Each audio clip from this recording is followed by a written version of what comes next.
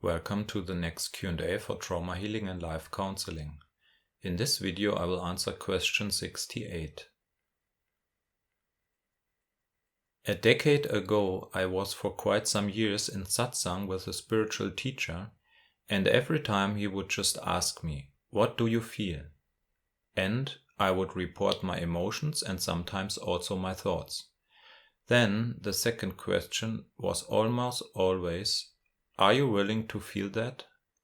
And we would sit with that together for a couple of minutes. I don't have the sense it healed my relational capacities. So why is honest sharing different when there I also just tell my emotions, just like with that teacher?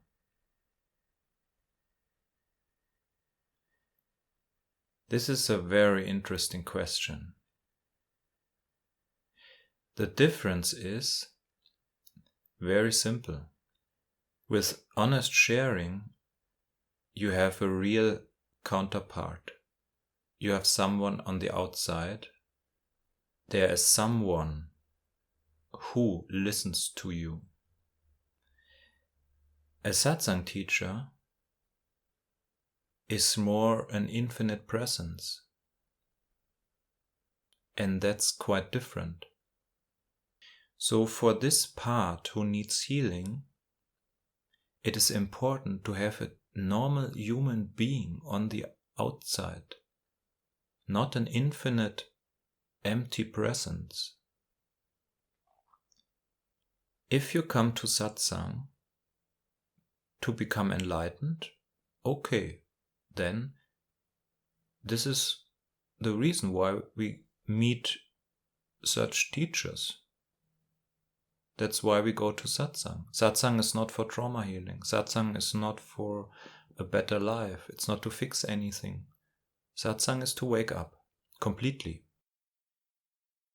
But what you write is about your capacities to have relationships.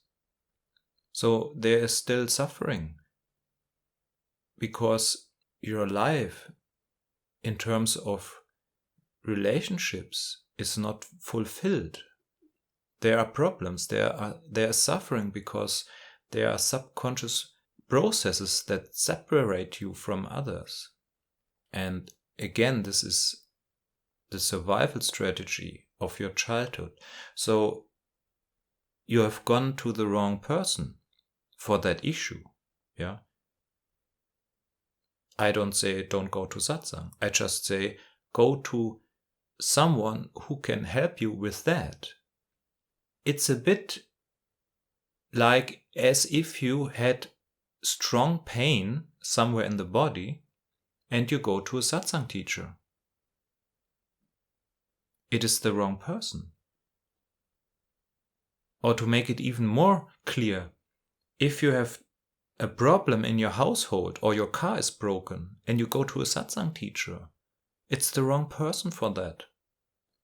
So as long as we suffer and want to change things on the relative level, we have to go to a specialist for that issue. And relationship issues can be solved with the help of trauma therapists.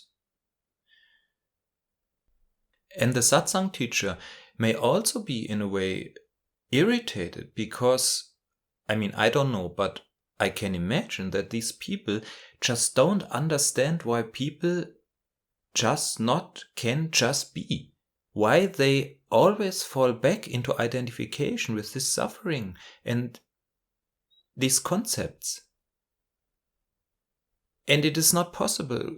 That's at least my point of view. We cannot skip that because the suffering is so much and it has such deep roots in our biology. It's a deep need of the body to get in contact, to deepen relationships. This is the crucial point of all fulfillment in this life on a relative level. Yeah, I'm not talking about enlightenment. I don't know what that is. I'm not enlightened. But what I absolutely know, that people who transform their destructive relational patterns have a complete transformation and a happy and fulfilling life, whether they are enlightened or not. And for this transformation, we need someone on the outside, someone we can reach as a human being, not as infinite consciousness. It's a bit like you would bring a small child who's crying to an open space. It doesn't make sense. A small child needs a mother who reacts on a simple human level, heart to heart. A small child doesn't need an enlightened master talking about emptiness. This is the mixture of levels I often talk about. But fortunately, many satsang teachers have realized this problem and also have started to get trained in trauma therapy, or at least read the books, so that they can deal more easily with their disciples. And the number one book I recommend for satsang teachers is the NARM book from Dr. Lawrence Heller, Healing Developmental Trauma. This is the most important book for all spiritual teachers, from my point of view, so that these confusions cannot happen anymore. And the satsang teacher can then see if this disciple needs trauma therapy or if he is at that point to be pushed into nothingness. And at that point you are not, at least that's what I'm assuming here because of your question. Again, you write, so why is honest sharing different when there I also just tell my emotions just like with a teacher? It's not that you just tell your emotions. It's about that there is another one that can listen to you. Yeah? From that kind of question, I can almost feel it, that you have been always alone. There has not been anyone on the outside for you to really contact and get in relationship. So it's an expression of total loneliness. It's about that a human being can hear you and you hear someone talking about his internal states, so that you really experience deeply in the body that you are not alone.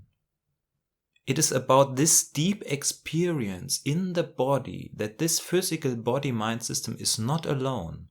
And this is crucial for our biology. We are mammals, we have a vagus nerve. That means we are built for living in groups and deep relationships.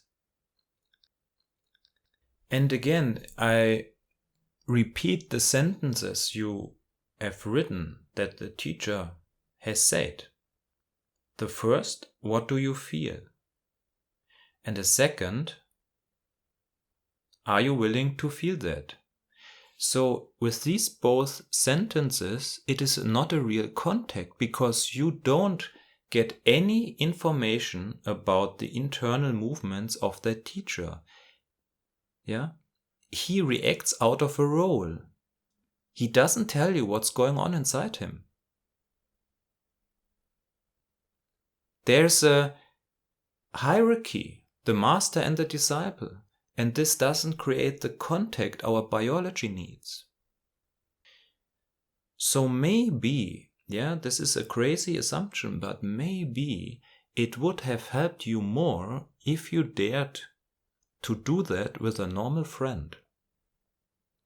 And you would have heard something human from him or her. This would have created at least the beginning of a real relationship.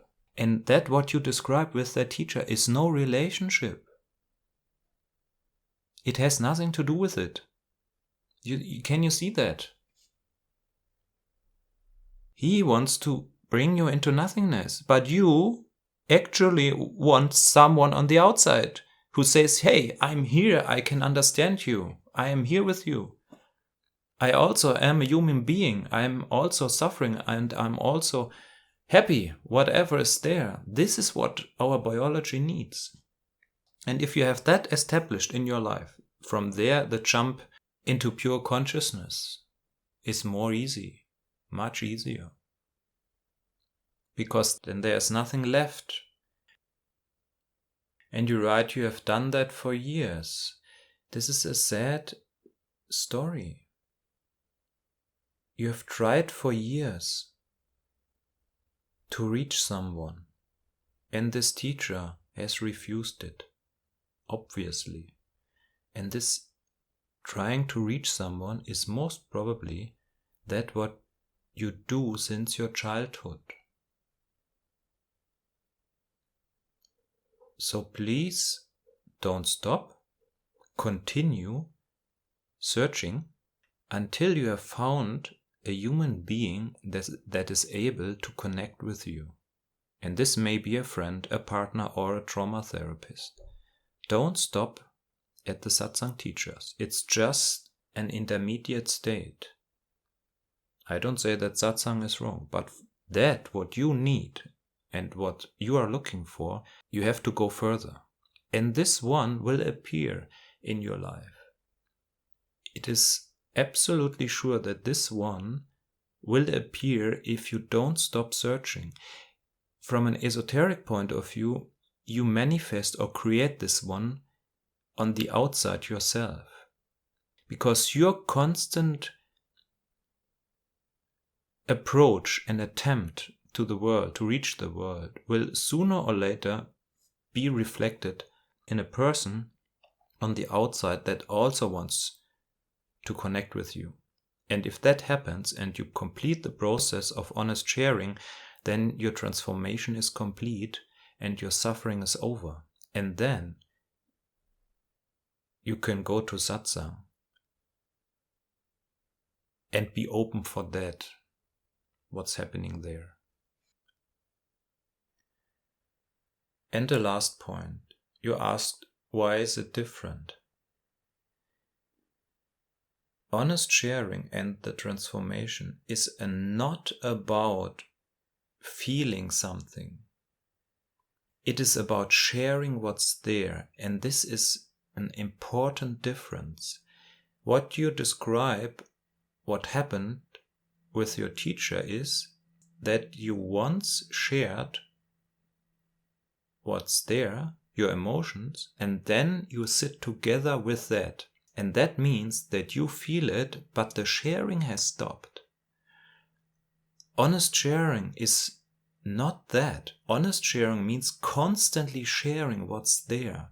And again, this is an absolute important difference. Because if you just sit there and try to feel what's there, again, you are alone and no communication happens. But our biology, our system wants communication, wants contact. So again, you are alone in that case. Although you may be within an energy field, but in fact you are still alone. It's still your childhood where you have been completely alone. And honest sharing means that you constantly share what's there, that you constantly verbalize what's going on inside of you, and that on the outside is a normal human being that is open to hear that. And this constant sharing, brings security into the system, and that leads to integration and a deepening of the process in a secure way. So that's why it is much more effective, because it is much more related to the needs of our nervous system. In any way, I would recommend to try it out. You can go to a local group and try it out. And if it doesn't work for you, then please write again. Then we look what hindrances are there. But I promise you, I can do that. I promise you, if you correctly do the honest sharing, then a complete transformation will happen and you will reach that, what you are looking for since childhood. Then your search is over.